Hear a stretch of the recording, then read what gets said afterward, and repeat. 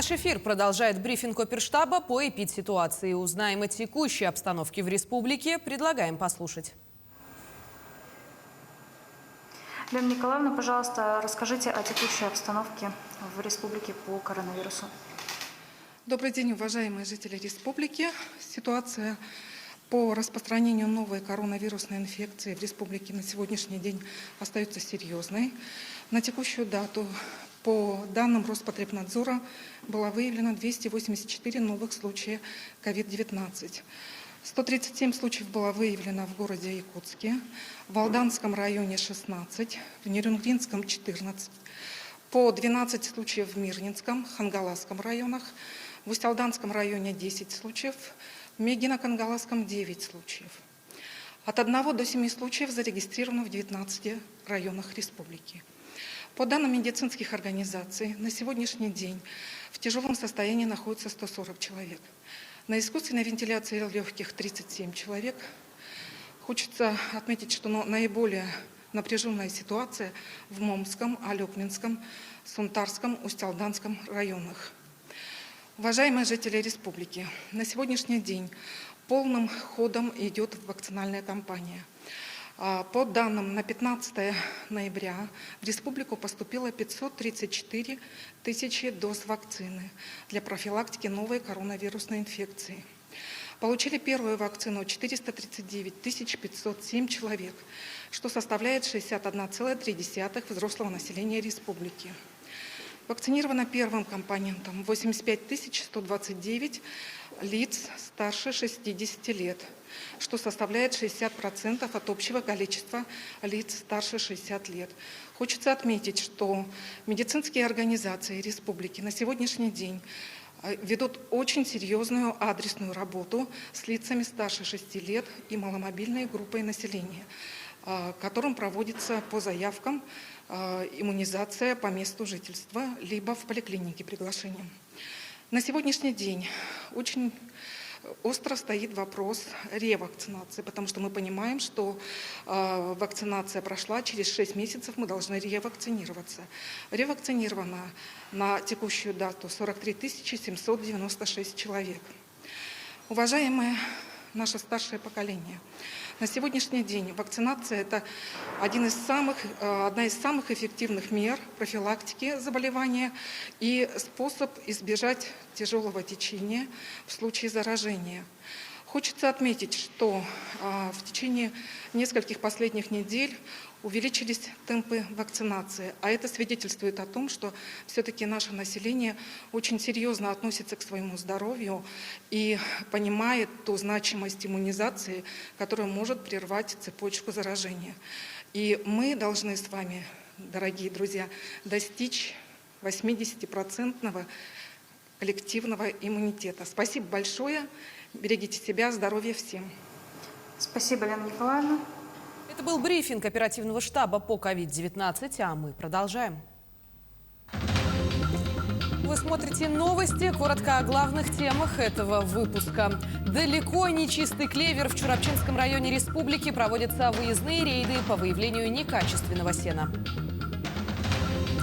Новое постоянное жилье. 55 семей поселка Лебедины Алданского района получили ключи от новых квартир. Земля до начала времен. В Якутске начал работу международный научный семинар «Четвертичная палеонтология и палеоэкология Якутии». Расскажем об этом более подробно. 7 субъектов Российской Федерации, в число которых вошла Якутия, стали самыми горимыми регионами в 2021 году. Об этом сообщил глава Рослесхоза Иван Советников. По данным авиалесоохраны, в 23 субъектах России пожароопасный сезон остается открытым. По поручению исполняющего обязанности главы Чурапчинского района Степана Сыргыдаева в каждом наследии района создан оперативный штаб по контролю за качеством привозных кормов из-за пределов республики. В настоящее время в районе проводятся выездные рейды по выявлению некачественного сена. Так, в селе Чепоро выявлено 6 рулонов и в селе Бахсы 5 рулонов некачественного сена. Отметим, что по поручению этих рулонов данные хозяйства не обратились ни к специалисту управления сельского хозяйства, ни к главе передали местной администрации, а отсняли ролик и выложили в сеть. Всего в Чурапчинском районе дефицит сена составляет более 12 тысяч тонн. Из них 6,5 тысяч тонн приобретаются за пределами республики, остальные 5,5 в соседних районах Якутии. Более 130 детей-сирот обеспечили жильем после вмешательства прокуратуры. Так, в Нюрбинском районе квартиры в новом благоустроенном доме предоставили 13 гражданам. В Чурапчинском районе 8 сиротам, в Мирном 9, в Оленёкском районе 3, в том числе 12 сиротам в Мегино-Кангаласском районе.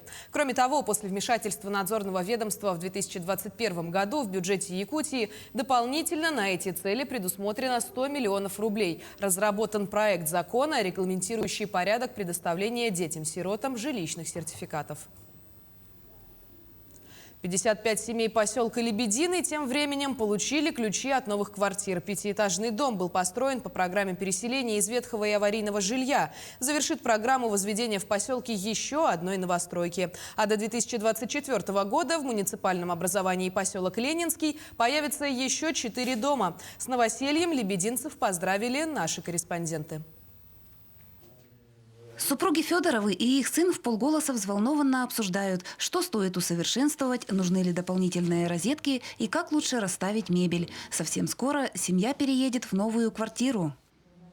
Сделаем косметически, обои поклеим. Но еще думаем, клеить их, пока не клеить, как это. И переселяться будем, конечно. Ольга Абрамович – соседка Федоровых по лестничной площадке. Она получила однокомнатную квартиру. Хозяйственно-бытовые моменты еще предстоит продумать. А пока Ольга старается справиться с переполняющими эмоциями. Радость новоселья с мамой и бабушкой разделяет семья дочери. Нормально, все хорошо. Рады, что дали. Да. Мама долго ждала? Долго ждали, да. Пятиэтажка на 55 квартир в поселке Лебедином стала почти небоскребом. Теперь таких многоквартирников в Лебедином 2. Дом был возведен по программе переселения из ветхого и аварийного жилья. Квартиры в новостройке получили жильцы нескольких деревянных двухэтажек. Если говорить в целом о программе, у нас планировалось переселить 175 семей, по Лебединому 108 семей. На сегодняшний день лебединцы 23 человека взяли компенсацию за изымаемое жилье. И 55 сегодня семей получили ключи от долгожданной своей новой квартиры. Лебединцы, получившие в новом доме квартиры, проживали вот в таких домах. Двухэтажки 80-х годов постройки исчерпали свой ресурс. Попытки поддерживать в подъезде уют не спасают положение. Просевшие полы проваливаются, стены расходятся, грозя обрушением, отсыревшие углы промерзают и гниют. Дом вообще разваливался, крыша тоже. Благоустроены, но в ветхом аварийном жилье жили. Вот теперь очень рады. 3 года назад в Лебедином по программе переселения была построена первая трехэтажка. Завершит программу возведение в поселке еще одного дома, в котором квартиры получат оставшиеся очередники. Татьяна Вахнина, Георгий Баранов, Александр Лукин, поселок Лебединый, Алданский район. На сегодняшний день по маршруту Якутск-Нижний Бестяк курсируют суда на воздушных подушках, так называемые хивусы, а также аэроботы. Учитывая, что погодные условия в республике наконец стабилизировались, изменился и маршрут движения межсезонной переправы. Теперь стоимость проезда на воздушной подушке по маршруту Нижний Бестяк-Якутск снизилась до 2000 рублей с человека, а поездка будет осуществляться без пересадок. Отметим, что с 16 ноября ожидается дальнейшее снижение цены до 1500 за проезд человека. В Якутске начал работу международный научный семинар «Четвертичная палеонтология и палеоэкология Якутии». В мероприятии принимают участие приглашенные ученые из многих стран мира в очно-заочном формате. О чем будут говорить и что обсудят в течение 2 дней работы, более подробно нам расскажет Ульяна Шагина. Надежда, добрый день. Нужно отметить вначале, что международный научный семинар посвящен 80-летию со дня рождения видного ученого, создателя музея Мамонта Петра Алексеевича Лазарева. Музей Мамонта совершенно уникальное и научное, и культурное учреждение, знаменитое не только в России, но и в мире. И, конечно же, большую роль в ее работе, в работе научной деятельности этого музея приложил руку и сам сам Петр Алексеевич Лазарев. Сегодня о его работе, о его деятельности и о самом человеке, как о таком эрудированном ученом, о фанате своего дела вспоминают его коллеги.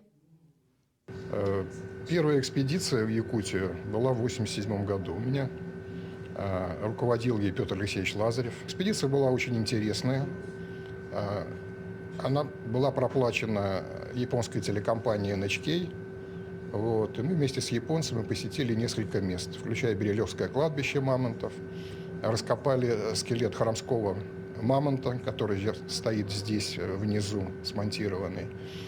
И посетили еще Хапташинский яр. Тоже интересно, очень ледяные большие едомные отложения там.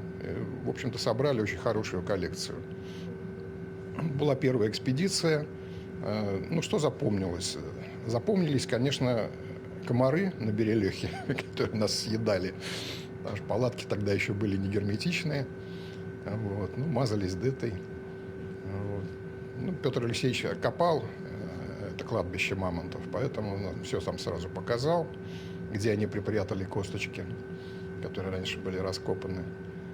Ну вот, и после этого еще, наверное, раз 5 я был вместе с ним в экспедициях.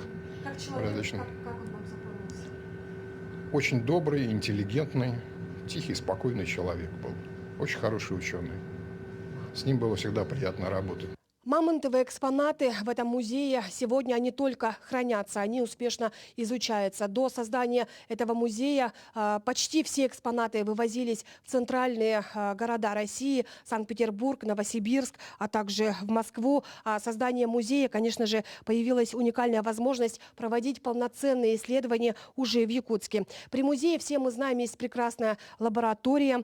Проект возрождения мамонта, который работает при музее, сегодня вызывает большой международный интерес. Очень часто сюда приезжают международные иностранные журналисты вместе с учеными, очень часто выезжают в различные экспедиции. И, конечно же, интерес к мамонтовой фауне, наверное, не угаснет никогда. Именно эти вопросы, а также в целом о палеонтологии будут говорить в течение 2 дней на международном семинаре. Надежда, у меня все. Передаю слово коллегам. Благодарю, Ульяна. Ну а к этой минуте у меня все. Мы продолжим говорить о новостях на телеканале «Якутия-24». Оставайтесь с нами.